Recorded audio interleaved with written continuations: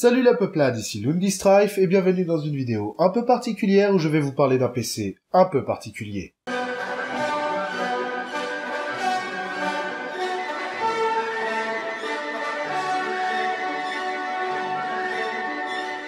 Alors comme je vous l'ai dit, c'est un PC un peu particulier car c'est un PC, il était dans ce qu'on appelle une pièce blanche. Alors il me semble que ça s'appelle comme ça, j'ai peut-être un doute sur ce nom-là, je vérifierai. Une pièce blanche, qu'est-ce que c'est? C'est une pièce où il n'y a pas de poussière. C'est une interdiction d'avoir de la poussière. Alors, je vous rassure, il n'y a pas un vigile qui est là qui fait toi t'as de la poussière, tu penses pas. Non, ça marche pas comme ça. Ça signifie juste que tout est nettoyé avant de pouvoir entrer dans cette pièce. Celui-ci a tourné non-stop pendant 8 ans et il n'a jamais, mais alors jamais été dépoussiéré. Il faut savoir que moi, mon PC tourne en moyenne entre 5 et 10 heures par jour. Et toutes les 2 semaines, je suis obligé de faire la poussière parce que je me retrouve avec 1 cm de poussière assez rapidement.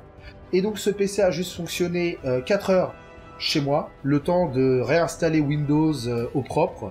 Alors pourquoi est-ce que je vous présente ce PC? Tout simplement, comme je l'ai mis dans le titre, j'ai été impressionné par ce qu'il y avait à l'intérieur. Enfin, plutôt par l'absence de ce qu'il y avait à l'intérieur. Alors le capot latéral se tient par 2 petites vis à main. Puis vous devez appuyer sur un bouton pour déverrouiller le capot et ensuite tirer sur le capot. Et celui-ci vient tout seul.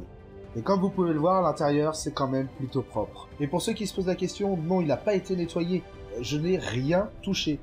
Je l'ai récupéré tel quel. Alors dedans, qu'est-ce qu'on va y retrouver? Tout simplement un disque dur de 500 Go, une carte mère Acer dont la référence m'échappe. Vous avez dedans un AMD Athlon 2 X2 260 cadencé à 3,2 GHz maximal, sachant qu'il peut être à 0,8 GHz. 800 MHz, il peut fonctionner, ce qui lui permet de pouvoir tourner à peu près à 20 degrés lorsque vous êtes sur l'OS. Et 20 degrés, c'est rien du tout.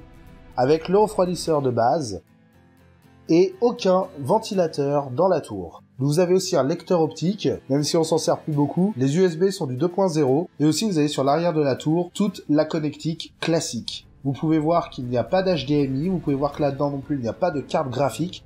Je vous le dis, c'est un PC de bureau et non un PC de gamer à la base. Et l'alimentation est une 300 watts, tout ce qu'il y a de plus basique. Il y a 4 Go en DDR3 en mémoire RAM et c'est vraiment, c'est tout. C'est vraiment basique comme PC. En même temps, c'est un PC de bureau.